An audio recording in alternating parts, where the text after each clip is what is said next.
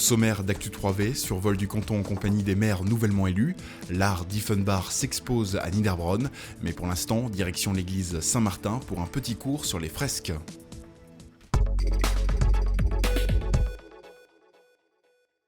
Enseignant le catéchisme pour les enfants, Lucienne Aybach a choisi de partager ses connaissances avec un public plus large en organisant des découvertes iconographiques à l'église catholique Saint-Martin de Niederbronn.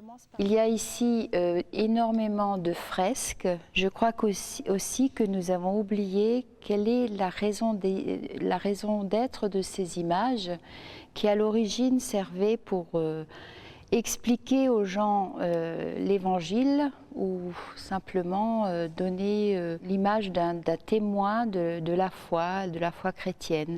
Personnages, animaux ou objets symboliques viennent des écrits bibliques, mais aussi de l'histoire des premiers chrétiens. On trouve donc toujours ces mêmes objets dans n'importe quelle église à travers toute l'Europe. Ça fait partie de l'histoire de l'art et de la culture chrétienne. Donc ça peut intéresser tout un chacun. L'église de Niederbronn est, elle, plus particulièrement dédiée à Saint-Martin. Alors Saint-Martin, c'était un soldat romain et on dit que c'est le saint de la charité. Pourquoi ? Parce que, comme on le voit sur ce tableau, il a partagé un jour son manteau en deux parce qu'il a rencontré un nécessiteux. Le soir, le Christ lui est apparu en songe. Donc à partir de là, il s'est converti et plus tard, il est devenu même évêque de Tours. Sur d'autres représentations, Saint-Martin apparaît avec une oie. Alors pourquoi la l'oie ? Parce qu'en fait, il ne voulait pas être évêque et s'était caché dans un endroit où il y avait des oies. Et les oies, comme on connaît les oies, elles ont dévoilé sa présence. La tradition veut que le 11 novembre, c'est sa fête, on mange une oie. Autre originalité, cette fois-ci spécifique à Niederbronn, les vitraux de cette petite chapelle. Nous avons l'histoire, en quelque sorte, résumée sur ces vitraux de la communauté des religieuses du Très Saint Sauveur de Niederbronn, qui sont juste en face de l'église.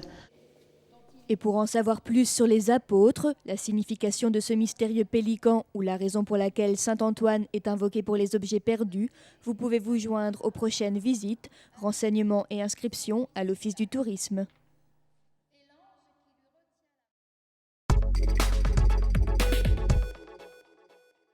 Les résultats des élections municipales dans le canton, c'est tout de suite en images.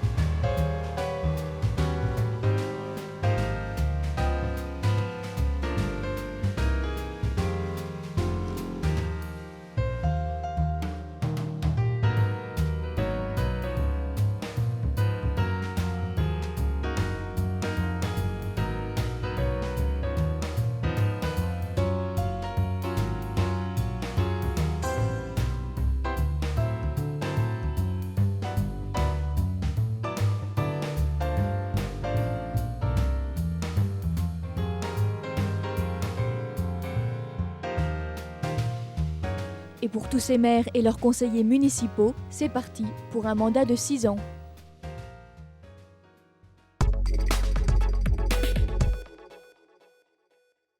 La galerie d'art de l'Office de tourisme de Niederbronn-les-Bains ouvre actuellement ses portes à une exposition de sculptures. Ces œuvres, signées Pascaline Dieffenbach, représentent un travail réalisé à partir de la terre. De l'art au bout des doigts, avec comme source d'inspiration l'humeur. Je pense que le message est universel en quelque sorte. Ça traite de choses qui sont complètement humaines. Donc c'est un peu le côté universel. Mais en même temps, c'est vrai que c'est très subjectif. On sculpte, on peint ce qu'on ressent, ce qu'on éprouve sur le moment, ce qui ressort de... On ne sait pas en fait comment ça vient. Après une période d'apprentissage par quelques grands noms de l'art en Alsace, Pascaline a choisi Niederbronn pour sa première exposition. Et les premiers échos du public sont plutôt positifs. J'ai pas osé dire que j'étais là, alors que je viens exprès, en fait, si les gens veulent me parler et m'interroger. Et là, j'ai joué la petite souris et j'entendais « Oh, c'est beau, c'est beau !» Et donc, je suis restée anonyme parce que ça faisait plaisir. Pour autant, comprendre le choix de l'artiste n'est pas toujours évident. Il y a toujours une ligne qui fait qu'on bascule soit du figuratif, soit dans l'abstrait. C'est marrant ça, hein. C'est vrai qu'on passe ce passage-là. La personne qui vient, en voyant ce titre et en voyant comment je matérialise cette pensée au moyen de la terre, peut en même temps se laisser aller dans mon chemin ou alors complètement suivre le sien.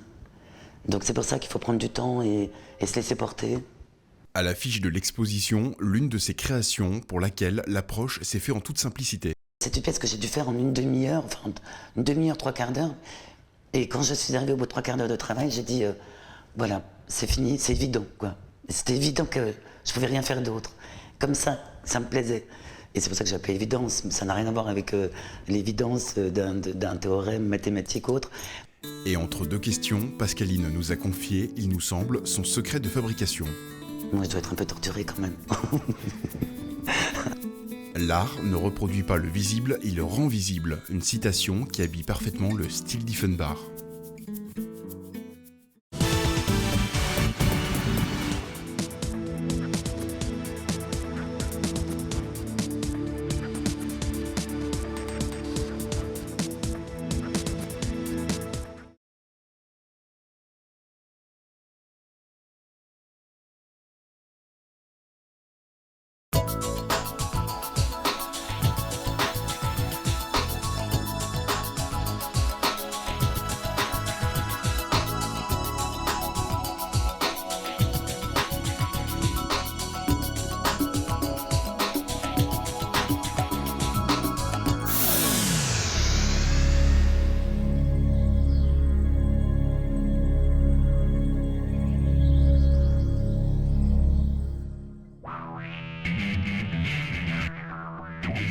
Bonjour, Stéphane Knecht, sommelier dans la vie, challenge triathlon, épreuve natation.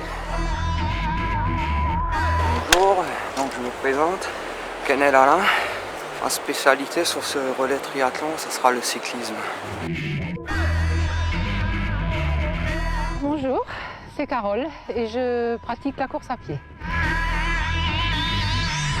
Ils sont trois. Trois à se partager les efforts, à se mettre au service d'une équipe, à défier un sport qui se pratique seul. Le triathlon, un sport individuel, mais le temps d'une course, un sport collectif. Carole, Stéphane et Alain forment l'un des 27 relais du Triathlon Challenge France. Ils se préparent, à l'instar du millier d'anonymes attendus, à vivre une des épreuves physiques la plus dure de leur vie. Entre excitation et doute, entre plaisir et souffrance, entre hasard et destin, rencontre. Automne 2007. Carole, vendeuse et passionnée de course à pied, convainc Alain, un ancien collègue de travail et passionné de cyclisme, à participer avec elle au Triathlon Challenge France dans une équipe de relais. Trois sportifs se partagent donc la nage, le cyclisme et la course à pied. Mais le trio est encore orphelin d'un nageur. C'est alors que Guy Emerlin, le directeur du triathlon, va établir la connexion.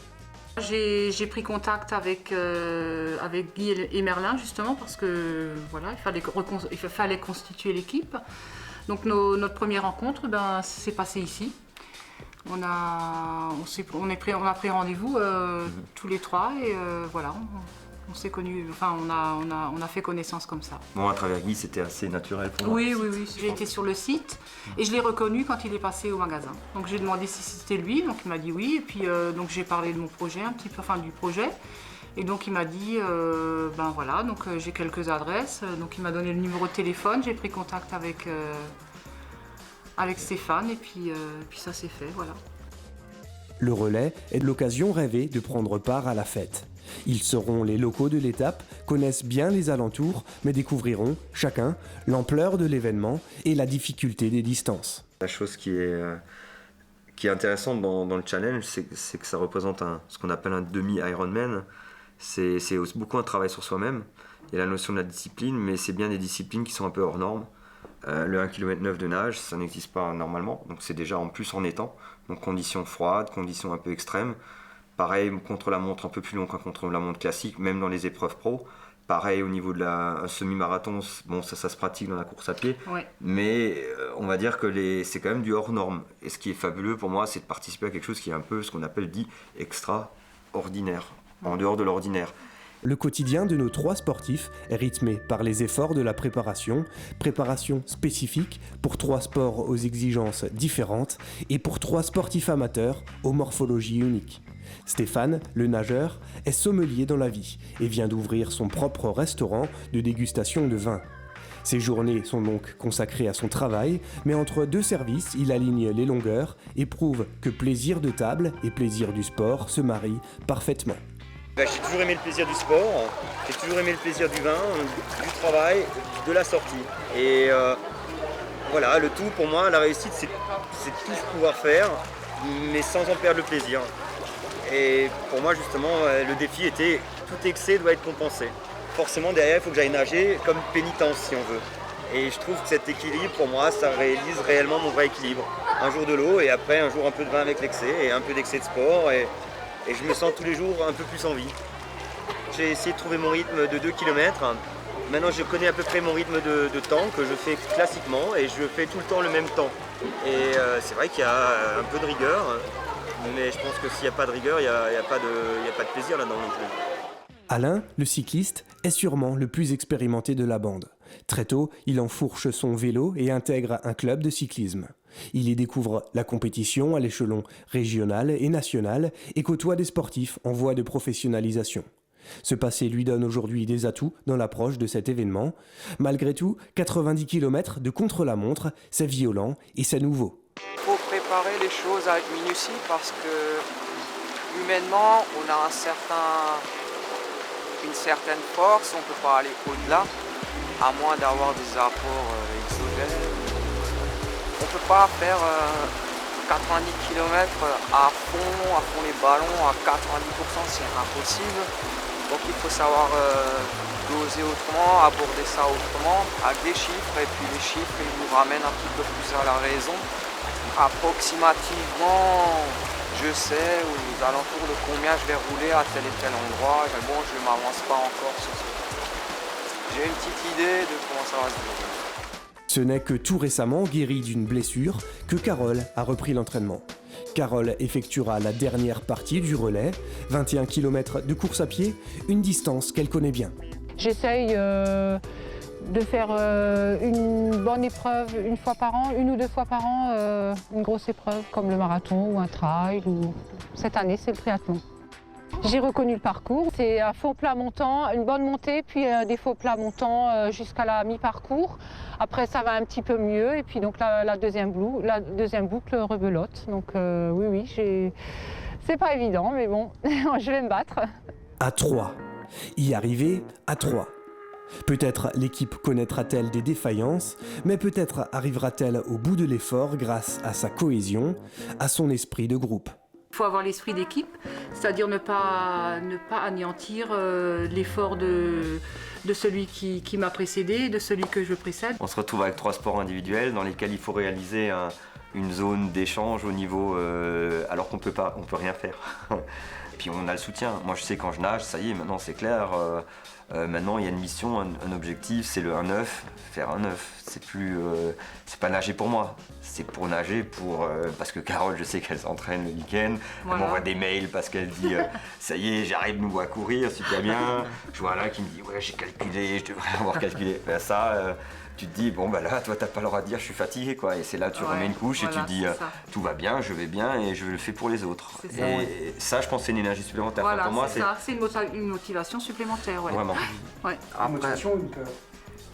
Ça peut être les deux. Les deux, ouais. Parce qu'en fait, on aura quand même de sacrés concurrents. Et sachant que j'ai déjà eu affaire à des gens comme ça, je sais de quoi ils sont capables, des professionnels, en parlant des professionnels. C'est-à-dire que c'est des gens qui passent à côté de vous. Il faudra gérer autrement qu'eux, parce qu'on n'a pas les mêmes moyens, on n'a pas les mêmes moyens physiques, peut-être matériels.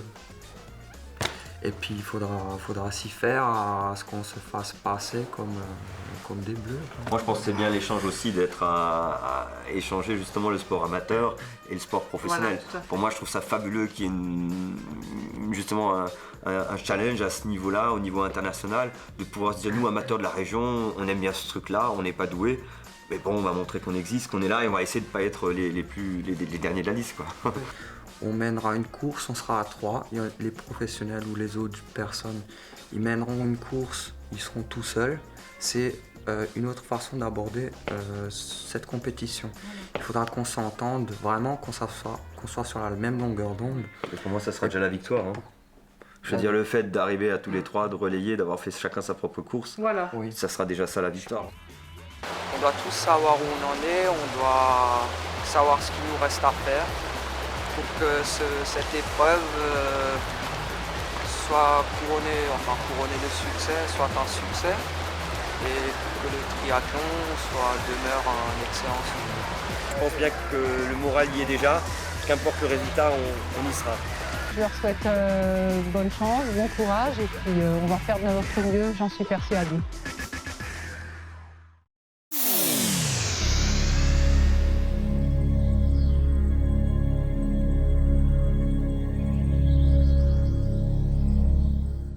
Parlons impôts à présent. Le sujet peut fâcher, mais le saviez-vous, aujourd'hui, pour déclarer vos revenus, un simple ordinateur connecté à Internet suffit. Cela s'appelle la télédéclaration, utilisée par de plus en plus de contribuables. Ceci s'avère être beaucoup plus pratique. Alors, pour connaître les vrais avantages de ce nouvel outil, nous avons mené l'enquête.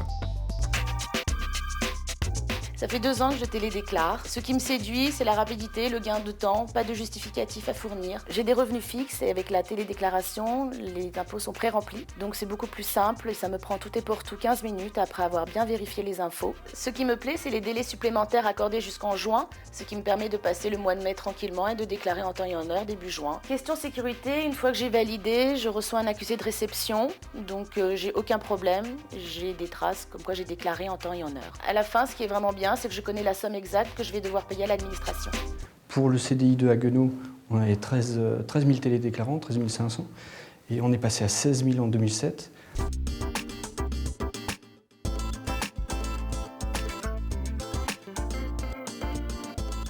La télédéclaration, c'est la possibilité pour chacune et chacun de déclarer ses revenus en ligne sur le site impôts.gouv.fr. Plus de simplicité, plus de respect et d'équité dans les relations entre d'une part l'administration et l'ensemble des contribuables. C'est aussi un moyen de déclaration tout simplement plus rapide et totalement sécurisé. Aujourd'hui, c'est le service le plus populaire de l'administration en ligne, c'est le plus utilisé. Ce service, il est plébiscité par les contribuables au fil des ans. 1,3 million de contribuables en 2004 ont utilisé la télédéclaration et 7,4 en 2007, soit une multiplication par plus de 5 entre ces deux années, 2004 et 2007. D'abord, c'est un service prioritaire pour l'administration depuis plusieurs années. C'est aussi, comme je le disais, un moyen de déclarer ses revenus qui représente de nombreux avantages pour les Françaises et les Français. Nous avons d'ailleurs interrogé les Français pour savoir ce qu'ils apprécient le plus. D'abord, la simplicité et la rapidité, la possibilité aussi de connaître tout de suite le montant de ses impôts et les délais supplémentaires. Pour l'usager, c'est simple, il doit d'abord se connecter sur le site internet impôts.gouv.fr. À partir de ce moment, il est reconnu et va s'afficher à l'écran son nom, son état civil, son adresse et ses principaux revenus pré-remplis. Pour offrir cette simplicité, l'administration a mis en place une plateforme internet très importante. L'ordre d'idée, c'est 800 serveurs qui travaillent ensemble, ce qui en fait une des plus grosses plateformes internet qui existent en Europe aujourd'hui. Nous garantissons à chaque usager un niveau de sécurité parmi les plus élevés au monde. Quand l'usager se connecte à Internet, il va être reconnu avec un certificat électronique. Et dans un deuxième temps, si l'usager souhaite revenir à sa déclaration ou voir ses déclarations des années passées, toujours grâce au certificat électronique, lui seul pourra accéder à ses données fiscales personnelles. Et notre plateforme est dimensionnée de manière à pouvoir accueillir dans de bonnes conditions de sécurité et de confort pendant toute la période de mai, y compris la période supplémentaire de juin, spécifique aux télédéclarants, jusqu'à 10 millions de télédéclarants. Tout le monde peut télédéclarer, qu'il s'agisse de la première déclaration ou de la Xème déclaration. Donc si un usager du canton de Niederbronn télédéclare mais veut poser une question, il peut nous poser une question en ligne. Donc moins de travail de saisie, mais plus de travail de réponse en ligne, si on résume très simplement les choses. Cette année, pour ceux qui télédéclareront pour la première fois et qui utiliseront un moyen moderne de paiement, ces primo-déclarants se verront offrir une réduction de 20 €. Pour terminer, voici un petit mémo sur les nombreux avantages que vous offre la déclaration par Internet par rapport à la déclaration papier. C'est une procédure simple, sécurisée et rapide. Vous connaissez immédiatement le montant de votre impôt 2008. Vous obtenez un accusé de réception en ligne. Vous n'avez aucun justificatif à envoyer. Et en plus, si vous déclarez vos revenus par Internet pour la première fois en 2008, vous aurez droit pour cette première année à une réduction d'impôt de 20 € à la seule condition de payer votre impôt en ligne ou par prélèvement automatique. Et bien sûr, la télédéclaration vous permet de bénéficier de délais supplémentaires en fonction de votre zone de vacances scolaires. Vous êtes en Corse ou en zone scolaire B, vous pouvez déclarer vos revenus par Internet jusqu'au 11 juin 2008 à minuit.